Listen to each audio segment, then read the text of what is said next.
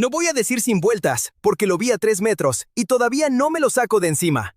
Franco Colapinto se paró frente a los micrófonos, miró a la cámara y rompió el guión corporativo de Alpine en 30 segundos exactos. Nada de "el equipo hizo un gran trabajo", nada de frase ensayada.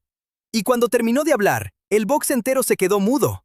Yo estaba ahí, vi al hombre del muro bajar la cabeza, vi las miradas cruzadas entre los ingenieros, y te lo aseguro, lo que pasó en ese paddock no fue un arrebato de joven cansado, fue una decisión calculada que la Fórmula 1 no quiere que entiendas del todo, porque hay un número escondido en un servidor de Enstone, una telemetría que nadie quiso publicar, que convierte esta historia en algo mucho más grave que una simple queja. Y eso no lo vas a encontrar en ningún otro canal, porque lo que el resto te muestra es apenas la punta. Un piloto sincero hablando con la prensa. Lo que yo descubrí, atando cabos con fuentes que conozco hace años dentro del equipo, es por qué lo dijo, contra quién lo dijo, y qué pasó después a puertas cerradas en el motorhome, lejos de las cámaras, cuando las máscaras se cayeron de verdad. Para Argentina, para México, para toda Latinoamérica, esto importa más de lo que crees. Quédate hasta el final, porque el dato técnico que te voy a mostrar en los próximos minutos cambia absolutamente todo lo que pensabas de esta historia. Y acá viene lo que me obliga a contarte esto con urgencia. La honestidad de Colapinto no fue un arrebato, no fue bronca de joven cansado, fue otra cosa, algo que la telemetría de esa carrera, esa que nadie quiso publicar, termina de explicar.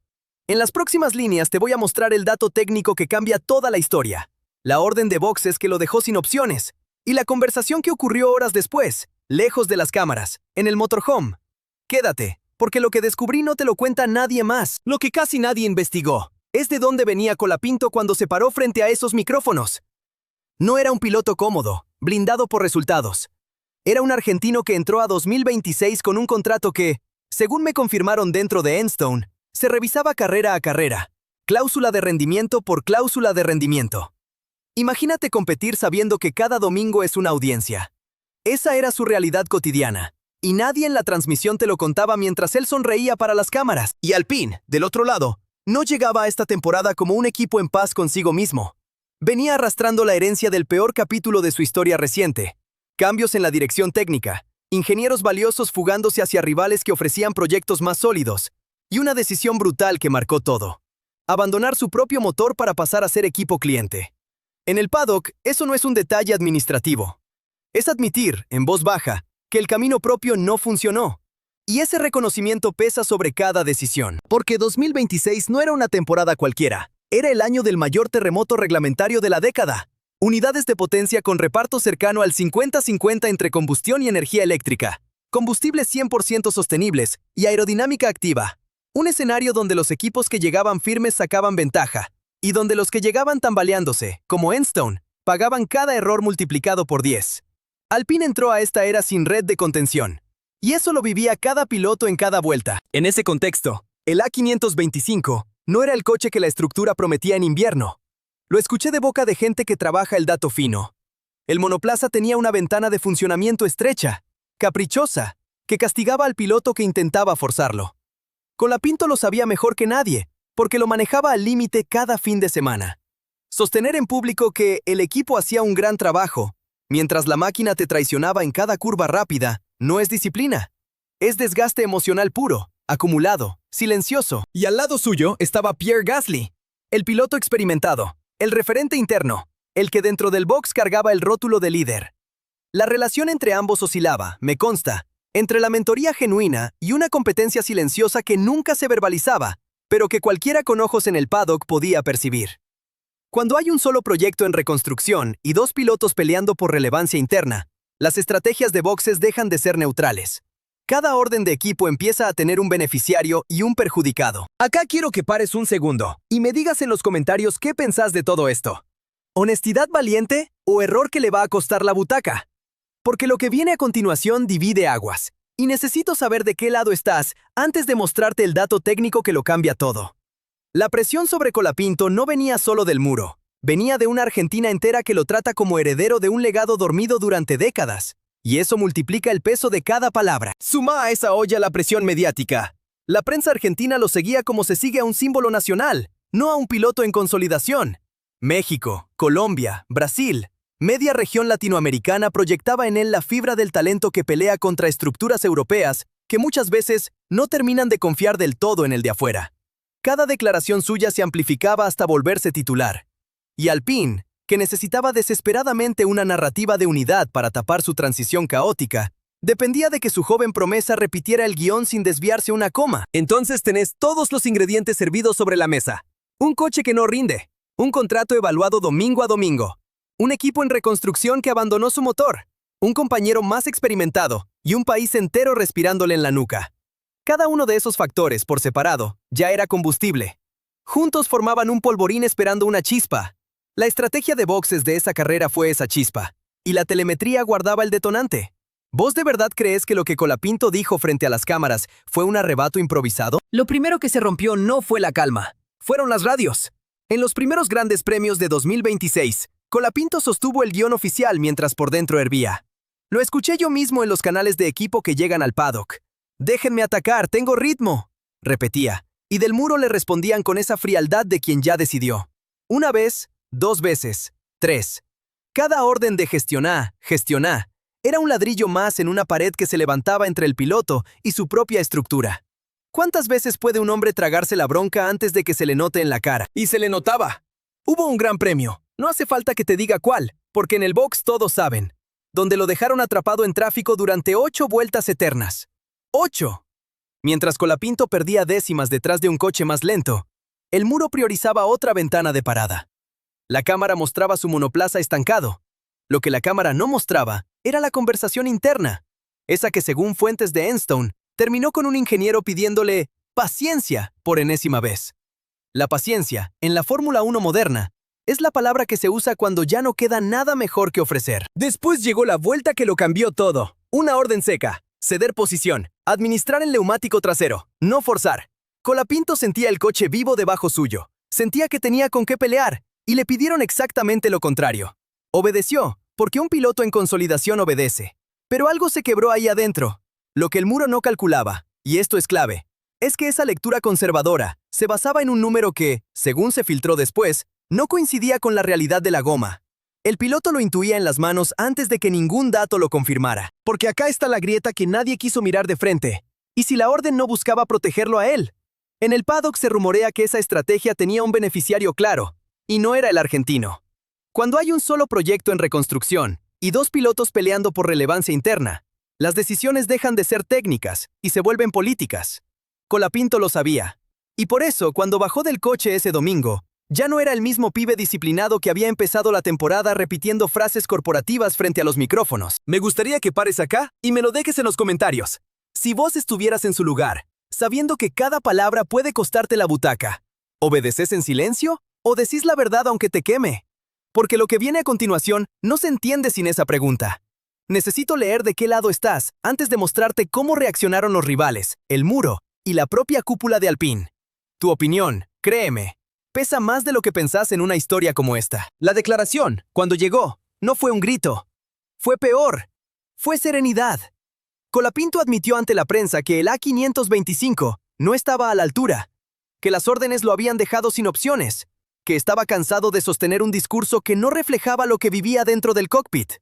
Lo dijo con respeto, sin insultar a nadie. Y esa calma fue lo que volvió la cosa irrespirable. Porque una rabieta se olvida. Una verdad dicha con frialdad quirúrgica se clava. Yo vi cómo los periodistas dejaron de teclear para mirarlo. Sabían que estaban frente a un titular que iba a recorrer el mundo. La reacción de los rivales fue inmediata y reveladora. En otros boxes sonreían, porque la debilidad ajena siempre es noticia bienvenida. Pero hubo algo más, algo que me llegó por pilotos que prefiero no nombrar. Varios lo aplaudieron en privado, por decir lo que todos callan.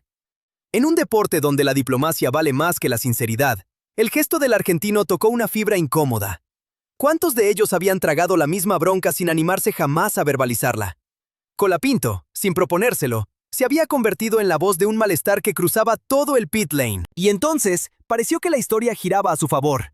Corrió el run de que Alpine iba a respaldarlo públicamente, de que la cúpula reconocería el problema del coche y cerraría filas alrededor de su joven promesa. Por unas horas, en el motorhome se respiró algo parecido al alivio. Algunos dentro de Enstone, me dicen, creían que la honestidad iba a forzar al equipo a sincerarse de una vez. Por un momento, el underdog parecía haber ganado la pulseada. Por un momento, La verdad parecía haber valido la pena, pero esto es la Fórmula 1, y acá nada se regala. La declaración corporativa que finalmente salió fue tibia, calculada, vacía. Agradecimientos genéricos, un seguimos trabajando juntos, que no admitía ningún error, ninguna autocrítica, ninguna defensa real del piloto. En vez de respaldarlo, lo dejaron solo bajo los reflectores. Esa respuesta fría reavivó todo, y dejó a Colapinto más expuesto que antes de hablar. La microvictoria se evaporó. El que había dicho la verdad, ahora cargaba, encima, con el costo de haberla dicho sin red. Y ahí fue cuando la prensa cambió de canción. De un día para el otro, los titulares dejaron de hablar de la joven promesa disciplinada para gritar otra cosa. El piloto que se atrevió a romper el guión. El relato se había dado vuelta por completo, y con él, la posición del argentino dentro del equipo. Pero lo que casi nadie sabía todavía, lo que la telemetría escondía y lo que se discutió a puertas cerradas horas después, era el dato técnico que convertía toda esta tensión en algo mucho más grave que una simple queja. Ese número lo cambia todo, y te lo voy a mostrar. Ahora sí, el dato, el que cambia todo. Según fuentes que trabajan el análisis fino dentro de Enstone, la telemetría de esa vuelta crítica, la que el muro nunca quiso publicar, mostraba que el desgaste real del neumático trasero de Colapinto estaba varios puntos por debajo del umbral que manejaban los ingenieros. ¿Entendéis lo que significa eso? Le pidieron gestionar una goma que todavía tenía vida.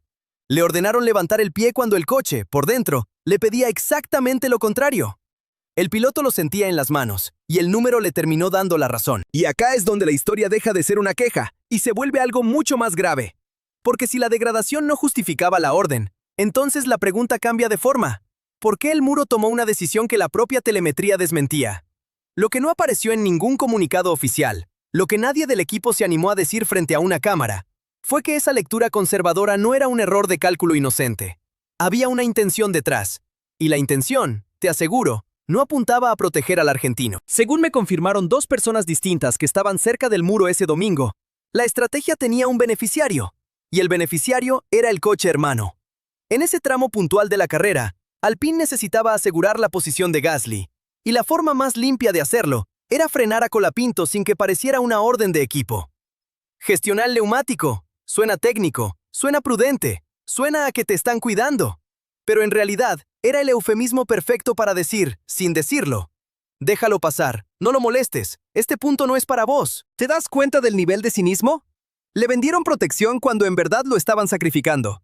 Y lo más perverso es que Colapinto obedeció creyendo, en parte, que el muro sabía algo de la goma que él no podía ver desde el cockpit. Confió. Bajó el ritmo por confianza. Y cuando después cruzó los datos, porque estos pibes hoy revisan cada byte de su propia vuelta, entendió que lo habían usado.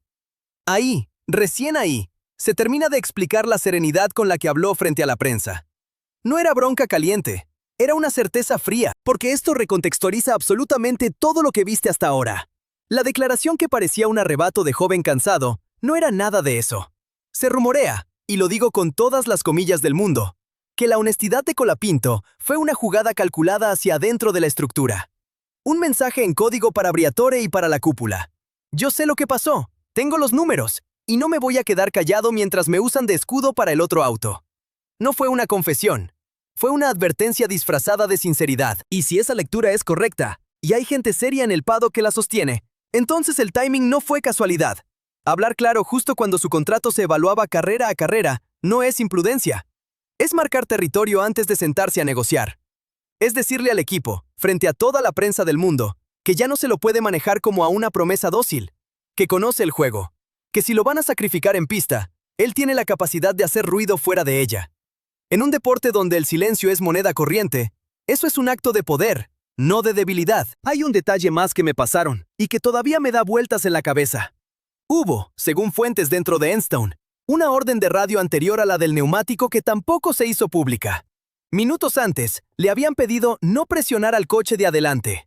El coche de adelante era Gasly. Suma ese eslabón a la cadena, y el cuadro completo se vuelve imposible de ignorar. No fue una decisión aislada en una vuelta, fue un patrón. Una secuencia de microórdenes diseñadas para acomodar el resultado interno, sin que el de afuera lo notara. Lo que la cámara te mostró fue un piloto sincero hablando con la prensa. Lo que la cámara no te mostró fue a un piloto que ya había hecho su tarea, que había leído la telemetría, que había atado los cabos y que eligió el momento exacto para soltar la verdad. La diferencia entre esas dos versiones es la diferencia entre un chico que se queja y un competidor que entendió cómo funciona la maquinaria que lo rodea. Y Colapinto, te lo aseguro, está mucho más cerca de la segunda que de la primera. Por eso, cuando hoy se habla de la honestidad brutal de Colapinto, a mí me da un poco de gracia la inocencia con la que se repite la frase. Porque detrás de esa honestidad hay un número escondido en un servidor de Enstone. Hay una orden de equipo que beneficiaba al auto equivocado. Y hay una conversación a puertas cerradas que todavía no te conté. La verdad que dijo frente a los micrófonos era apenas la punta. Lo realmente filoso pasó después, lejos de las cámaras, en el motorhome, cuando ya no había prensa que filmara y las máscaras se cayeron de verdad. Lo que pasó en ese motorhome, según dos personas que estaban a metros de la puerta, no fue una reunión, fue una negociación encubierta. Briatore y Colapinto cara a cara, sin prensa, sin guión, con la telemetría de esa vuelta proyectada en una pantalla que nadie del público vio jamás. Y ahí, te lo aseguro, las máscaras se cayeron. El argentino no fue a pedir disculpas por haber hablado. Fue a poner sobre la mesa lo que sabía, que conocía el número de la goma, que entendía la orden a Gasly, que no pensaba ser el escudo silencioso de un proyecto que lo evaluaba domingo a domingo. Lo que para la cámara fue una crisis de comunicación, dentro de Enstone fue otra cosa. El momento exacto en que Colapinto dejó de ser una promesa manejable y se convirtió en un actor político del propio vestuario. Y un piloto que negocia desde esa posición ya no vale lo mismo en la tabla salarial ni en la jerarquía interna, porque esto trasciende a Alpine. Y por eso te lo cuento con la urgencia que te lo cuento. Lo que Colapinto hizo reabrió de un portazo el debate más incómodo de la Fórmula 1 moderna. ¿Hasta dónde puede opinar un piloto sin que lo castiguen por hacerlo? En la era del reglamento 2026, donde cada equipo cliente depende de narrativas de unidad para sostener patrocinios y estabilidad, un piloto que dice la verdad en voz alta es un problema contable, no solo deportivo. Otros pilotos lo miraron y entendieron el mensaje.